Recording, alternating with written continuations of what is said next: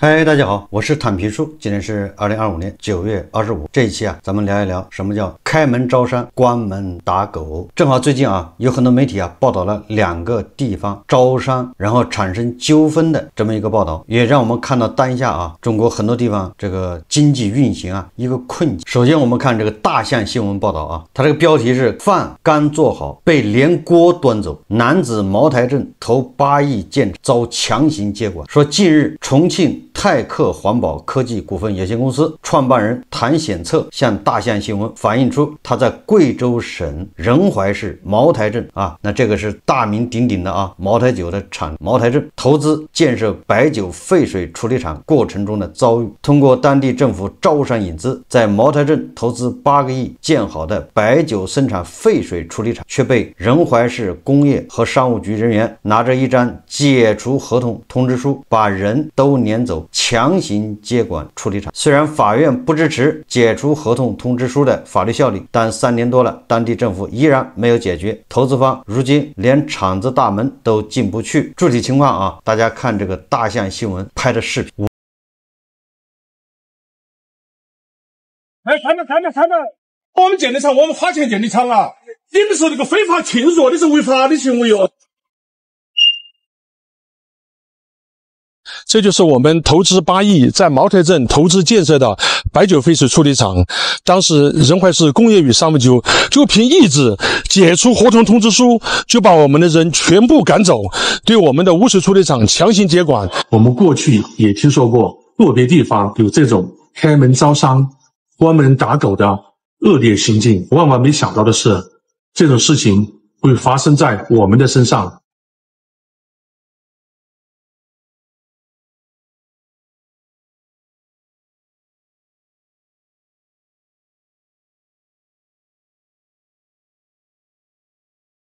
这个茅台镇在周边有1000多家酒厂，他们产生的废水，现在全靠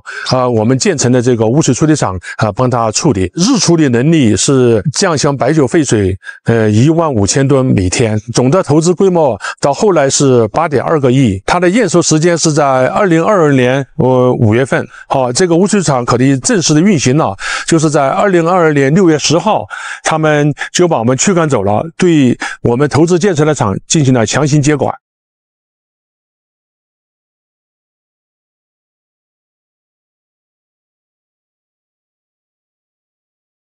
合同里面签订的内容就是我们作为社会投资方，我们投资以后获取了这个项目的30年的特许经营权。特许经营权按照国家的法律，这30年内我们是唯一独家排他的经营权、使用权、收益权。为了投资这个项目，我们考虑了方方面面的风险，但是我们万万没想到，等我们项目建成有收益以后，当地政府居然把我们的人赶走。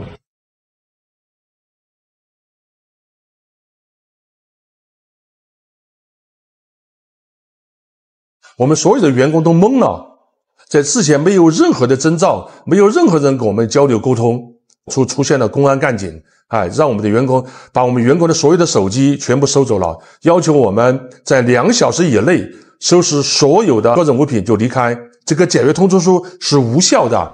工业商务局向泰克方送达解除合同通知书之后，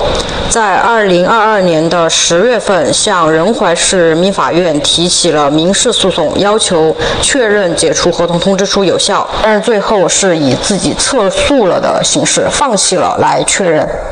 合同解除，所以这个合同通知书从始至终就没有效力。首先得有明确的证据来证明这个违约的事实存在，另外一个就是要接管这个项目，也应当先给资本方足额的补偿，补偿之后才能解除这个合同。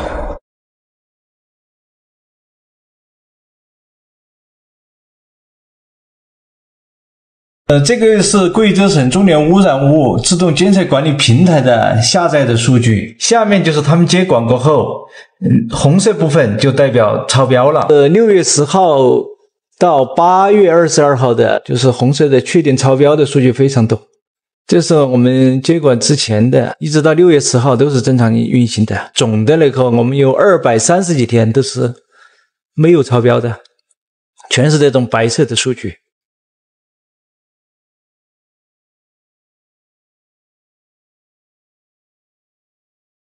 我们带走资金，带走技术到贵州茅台镇的投资8个亿里面，我们从银行金融机构融资2个亿，剩下的6个亿就是我们全体股东的追加投资，以及我们公司多年来的经营积累。这个项目的话，每年正常运行以后，它能产生营收3个多亿，它的净利润至少在8000到1个亿。中国只有一个茅台，全世界也只有一个茅台镇，我们股东敢于押上全部身家，难道我们签订的这个合同，当年的招商引资承诺都变成一纸空文，一句空话吗？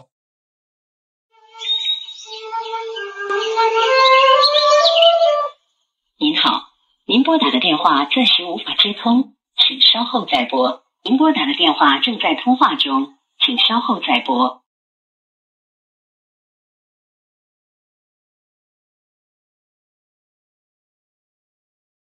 这全是我们收到的法院的传票，你看，这是堆积如山的，就是22年以后，大量的这些诉讼发生，加在一起，都有120多起了，远远超出我们的这个承受能力了，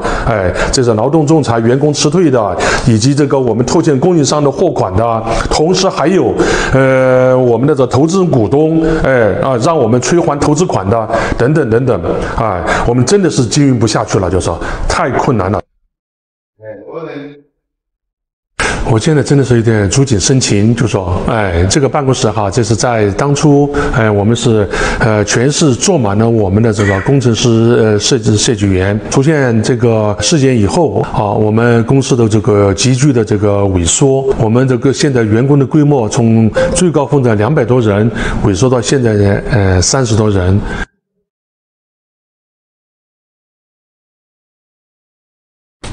就是我这么多年的心血。我无异于这个判断仁怀这个地方政府和这个投资者之间的矛盾，说谁对谁错，因为目前信息并不完全，也政府方面没有发声，对吧？为什么对吧要解除合同？为什么要收回这个污水处理厂？这个官方没有个原因，对吧？这个唐显策本人呢，好像说的也不是很完整，但是通过这个其实就能看到一些地方政府的一些这个心态和当时现在地方这个经济运行状况。在贵州仁怀的茅台镇建一个白酒污水处理厂，那这个肯定很有必要。那个茅台镇不光是一个茅台酒厂，那大大小小的酒企恐怕不少，那有什么赤水河，对吧？那还有什么高粱，有很多媒体报道一到那个茅台镇，那全是各种各样的大大小小的，要么就是酒厂，要么就是白酒工作室。这我们也能想象这个当时茅台镇红火的时候，那个招商引资那一定是人头攒动人山人海，彩旗飘着，大干快上。那为什么现在对吧被请去的企业投资方跟地方政府又闹了矛盾呢？这中间有什么利益纠葛呢？30年的特许经营权怎么连3年都不到就给人家给强行端走了呢？导致投资方8个亿的投资，那就相当于打了水平。无独有偶正好这里还有一篇报道，这个新黄河报道他说贵州一殡仪馆花2亿建成后荒废，一个是花8个亿建了个污水处理厂，后来这处理厂被政府给他连锅端走了，对吧？连投资方都进不去了。那这个贵州呢是花了2个亿建了个殡仪馆，建成之后荒废，那这个投资也是打了水。我们看看这个新黄河是怎么说的他说建筑墙体斑驳，绿化带杂草丛生，偌大园区空空荡荡。在贵州省铜仁市碧江区杨柳塘，一座占地近22万平方米的殡葬项目静静矗立在杂草间。这座被列为贵州省重点民生工程铜仁市殡仪馆搬迁及公墓建设项目，自2017年前建成后荒凉至今，一直未能启动。投入巨资修建的殡仪馆为何迟迟不能开业？新黄河记者了解到，该项目是由当地政府主导，福建商人叶先生等前后投入2个亿建成。然而令叶先生没想到的是，犹如政府招牌挂出让的国有建设用地中，绝大多数属于未条规林地，导致迟迟搬不下镇来。期间叶先生还沦为非法占地的犯罪嫌疑人，被当地检察院起诉。公司也因此背负巨额债务，破产重整。大家如果感兴趣的话，可以百度一下，或者是 DeepSeek 啊，那个叫非法侵占林地，这个罪非常大，他是好像侵占5亩吧，或者是几亩。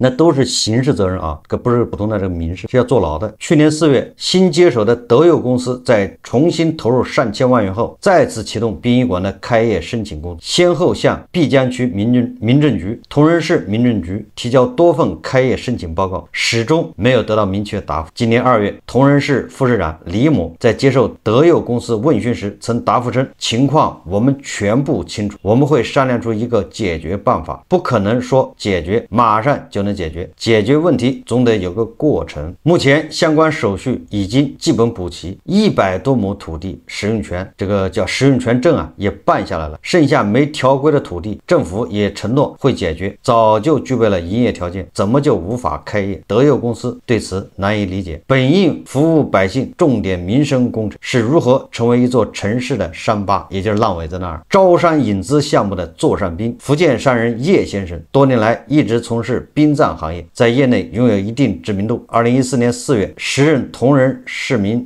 政局局长赵某成带队赶赴福建泉州，对叶先生运营的殡葬项目进行考察调研后，向叶先生发出邀请函，希望其参与到同仁市殡仪馆搬迁及经营性公募项目的招商。这个叶先生可是地方政府同仁给他发的邀请函来投资参与招商引资按照当时政府部门多个文件显示，彼时同仁市天云山殡仪馆道路狭窄、噪音、烟尘等污染对同仁市区影响严重。实际上就是当初设计的殡仪馆当时离城市很远，但是城市扩张太快本来在远郊的殡仪馆现在已经变成被市区包围了，那这个肯定值得搬迁，这个大家都知道。同仁市计划搬迁老殡仪馆，碧江区组织国土规划民政等部门实施路勘，拟在河西办事处新华村杨柳塘新建殡仪馆，希望有实力有经验的企业参与到新项目建设中。当年同仁市殡仪馆搬迁及公墓建设项目被列为了贵州省重点民生工程，是同仁市碧江区10大提升工程之一。既然这么重要，为什么还烂尾？那么这个福建商人叶先生得到同仁市抛出了橄榄之后那就参与这个项目的招投标，最后成功中标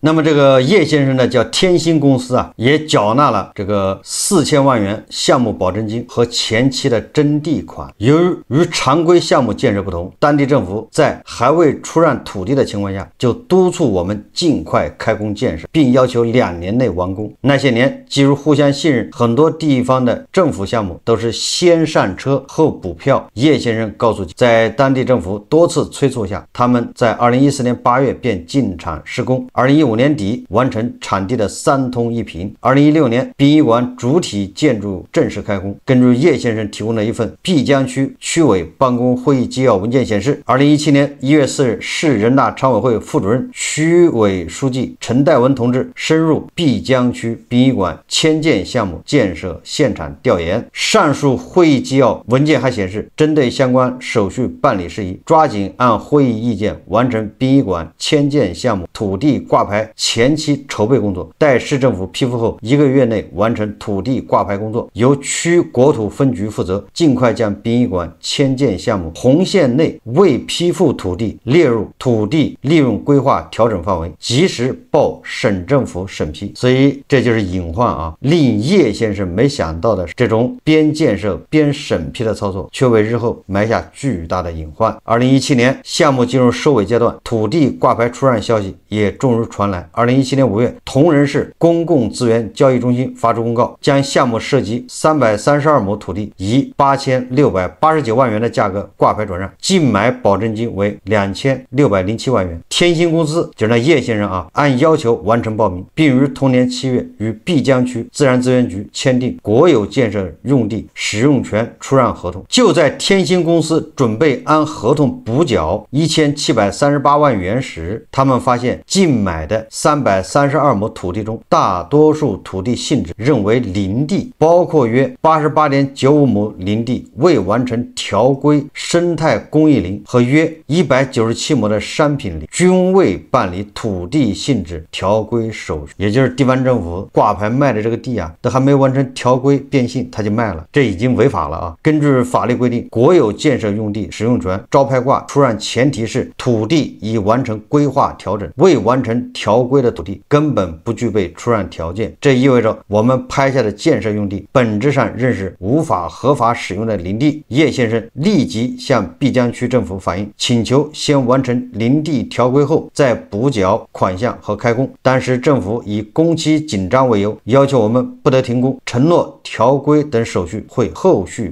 补齐。2017年底，项目如期完工，具备运营条件，但林地条规却迟迟未能落实。2018年1月，由于林业没条规就完成了施工建设，叶先生等3位公司主要负责人被毕江区林业公安局传唤，以涉嫌侵占国家生态公益林、占用农地罪立案侦查。你看看啊，我说了吧，你要涉及林业占林地啊，那是刑事责任的，后转为刑拘。2018年8月，毕江区人民检察院提起公诉，指控3人非法占用林地，应当以非法占用农用地罪追究刑事责任。案件先后经历3次开庭审理，法院始终未能作出有罪判决。后来经过区委、区政府出面协调，检察院为我们3个人办理了取保候审，直到现在，公检法机关也未再联系过我们，未做出解除取保候审或撤销案件的决定，案件就这样不了了之。你看看啊，这个比仁怀市建那个环保那个污水处理那还要可怕呀！那个只是把你的对吧这个投资给没收了，把你赶走，这个还把你要抓进去，这玩的是哪一出呢？对吧？这个没有条规变性的地也是你政府拿来卖的，人家是你招商引资来的，人家投了钱，哎，你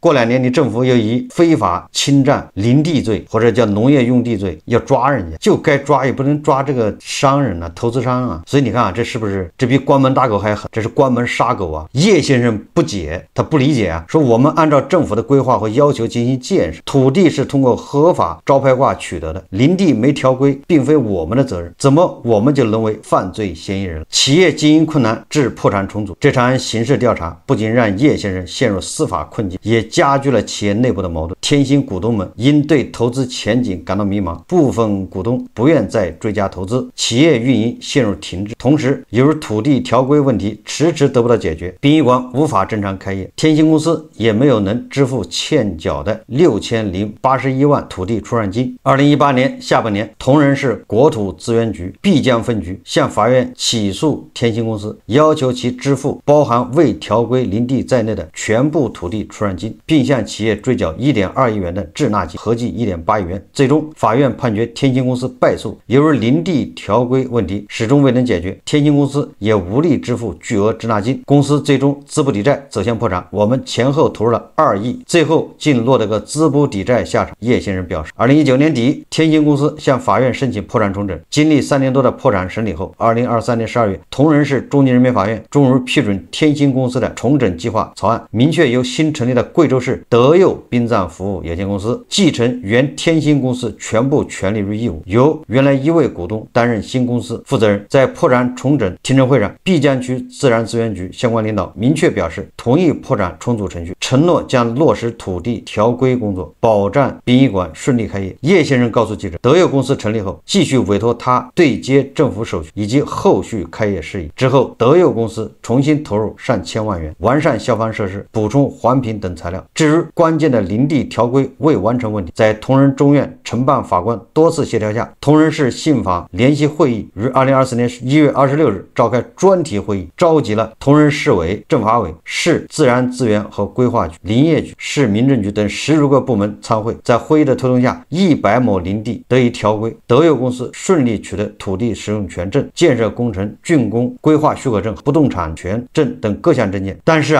当时他这个规划出让的土地332亩，也就是解决了100多亩的这个条规变性，那还有200亩还没能完成条规，政府承诺后续会逐步完成。2024年4月，德佑公司正式向同仁市毕江区民政局提交开业申请报告。当叶先生以为这场持续10年的困局即将落幕时，现实又给了他们沉重一击。公司先后向毕江区民政局、同仁市民政局提交了多份开业申请报告，但始终得不到明确答复。叶先生称毕江区民政局表示区里没有审批权限，只有同仁市民政局才有审批权限。2024 2024年12月，德友公司又向铜仁市民政局提交开业申请报告，市民政局也表示没有审批权限，要交给铜仁市政府和贵州省民政厅处理。这个事就玩大了啊！你还到省里批准，那省里谁答应过你？先建设后许可，先上车后买皮。你以为你跟地方政府达成一致了？但是现在对吧？开业要上级政府同意，那你跟上级政府说去。铜仁市民政局副局长陈某军跟我们解释说目前因为正逢殡葬行业整顿，今年省民政厅已经暂缓审批新设殡仪馆。根据相关殡葬管理条例规定，一个地区殡仪馆的数量是由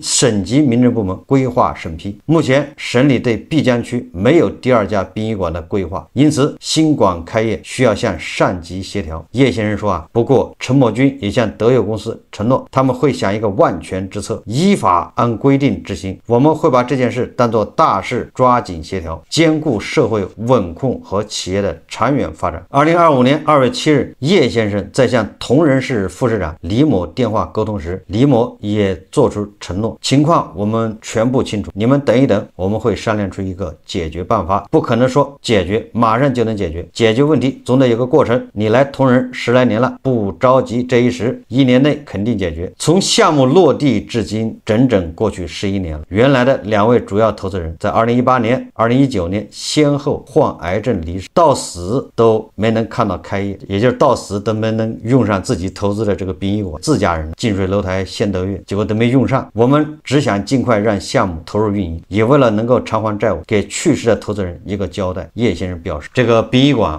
2个亿的投资现在开不了业，跟刚才的那个污水处理厂有类似的地方。同样咱们也不是为了讨论这个铜仁市对吧，跟这个福建商人叶先生之间的这些恩恩怨怨谁对谁错，我们只说这是一个现象。你看这个事情都发生在贵州，对吧？一个是在仁怀茅台镇，一个是在铜仁。贵州那大家都知道欠发达地区，我们经常说往贵州大山里扔钱，你看看往贵州大山里扔钱就扔出这么一个结果。这也是表象之一不光是那些那个横跨2座大山的高速公路或者那个大桥，还有各种景点，还有各种类似的工业项目、民生工程纷纷上马烂尾。所以这第一个你看这就这么巧，这2个都是在贵州。第二个呢他们都是外地人到贵州，而且都是在2017年前后，那就这么巧，就是我们有理由相信贵州在2017年前后那肯定是大力的招商引资，人家也要大干快上，也要发展地方经济，所以就走出去请进来，对吧？全国各地你看那个污水处理厂的那个公司投资方是从重庆请过去的，这个殡仪馆是从福建请过去引进来，实际上也是想发展。但是萝卜快了不洗泥，当时就是只顾了发展，很多事情都是先上车后补票，都是为了赶进度，对吧？都是为了完成 GDP， 赶紧先上，后面的手续咱们慢慢来。什么叫萝卜快了不洗泥这里面大家要反向理解，也就是说地方政府招商心切，他招进来的都是一些什么企业呢？未必是高大上的也有很多都是进来空手套白狼，这个我想大家应该有心理预期的。所谓的商人，也有很多人是看到你这个地方招商心切，你不喜欢听故事吗？那我就来给你讲个故事。这样的例子比比皆是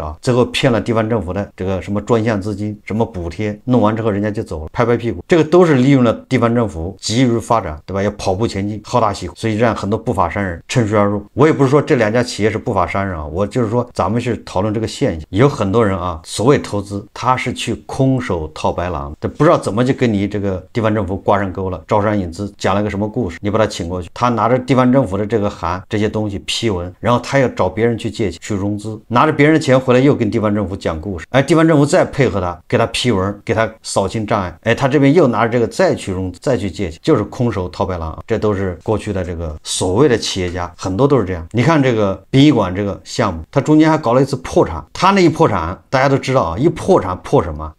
按道理破产之后原股东对吧你就出局了，对吧？新的股东来拿着钱进来把它盘活，债权人你也出局了，对吧？欠你1000万就还给你30万，你意思一下回家吧。其实破产是通过调整这个股东还有债权人的权益，让这个公司获得新生，轻装上阵。你没有发现吗？这个殡仪馆它破产之后成立一个德友公司，居然实际控制人还是叶先生，那你叫破什么产？那你是把债破掉了，你欠人家钱不用还了，但是殡仪馆还是你的。这个我也无意去细扒这个事这第一直觉给我感觉就不对。真正的破产，那你叶先生你也出局了，这个地方跟你没关系了。所以说这里面就充满了各种博弈包括那个污水处理公司，那政府为什么要把它收回去？那肯定不是说政府脑袋一热就要强夺人家家产，那应该该不会这样，他肯定是有些什么事情没处理好，导致当地人投诉，这是我推测啊，这是一方面啊。好，我刚才说了，这很多落后地区招商引资啊，他当时也想大干快上，对吧？也想搞 GDP， 也想让经济红红火火，但是啊，他招来的恐怕不是他想象的。他们一合作之后啊，政府慢慢的发现啊，原来他招来的跟他们所预想的不一致，甚至来投资的人他也会发现，我在你这投资跟我预想的不一致，你这地方太落后，或者你这地方赚钱太难，我想改变，我想再争取别的条件等等啊，双方也是不了解，发生摩擦。再另外一个什么原因呢？那就涉及到这个政府的手续问题。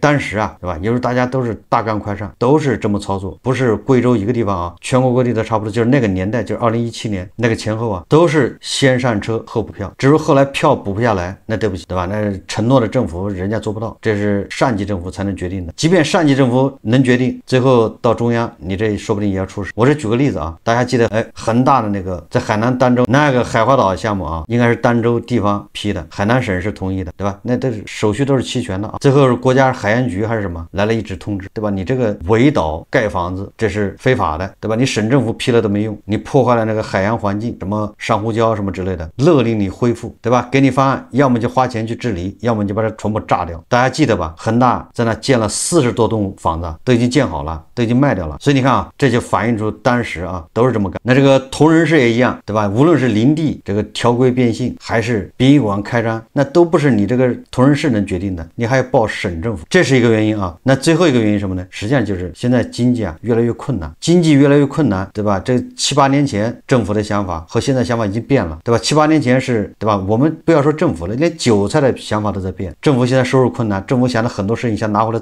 想自己赚钱，这没毛病啊，对吧？他想法已经变了，而且是你这个事情是在别人手上批的，现在我来了，我要赚钱，所以你这个有点问题，找个借口把你停掉，把你收回来。这很多地方政府啊，很多招商引资项目恐怕都会遇到当初给你太便宜了，对吧？就这么白给你了。当初因为人气高涨啊，对吧？大家觉得大干快上，越来越多的人来我这投资，愁什么呢？现在投资的人越来越少了，没人投资，搞了很多烂尾项目，政府等着擦屁股。大家还记得吧？3年前我记得这个贵州省政府好像就给上面打报告，请求派这个智力人才啊到贵州化债，帮助化债。后来据说是派了信达的，对吧？带着人去了，你就知道啊，贵州已经到什么程度了，它经济困难，恐怕大量的烂尾项目，像这个火葬场，像这个污水处理厂，有种种原因，对吧？造成，所以贵州也抓了不少人。从贵州啊，它就是个缩影，它就让我们看到好多钱就怎么浪费掉的。你别管谁对谁错，那个殡仪馆2个亿投下去，那是实实在在的。那总之它产生不了任何效益，烂尾在那里。那个污水处理厂8个亿投在里面，对吧？也是产生不了效益。不要看这2个亿、8个亿，它不是一个老板，它后面的有多少个家庭跟着倒霉。所以说啊，为什么说这个经济困难，对吧？现在你再回头看看，当时大干快上多少浪费，这些浪费谁负责任？我认为啊，地方政府要负责任。无论是从招商引资这个规划设计，还到把控，对吧？流程环节，你招来的都是适合不适合的企业投资，你招来的是骗子，还是真正能完成你的想法的？这都未必啊。所以第一责任还是地方政府，这不是巧合，对吧？都发生在贵州，都发生在这么一个，对吧？经济相对欠缺的地方。过去经济好的时候啊，快速发展的时候，人们常说啊，投资不过山海关，那也反映出啊投资人的一个心态，对吧？也对这个东北啊是某种鞭策或者调侃。但是现在你看经济形势不好了啊，投资圈恐怕有新的口号了，比如说啊，投资只投长三角之类的啊，一定会出现这样的话，不是说投资不过哪里了，是投资只投什么地方，其他地方是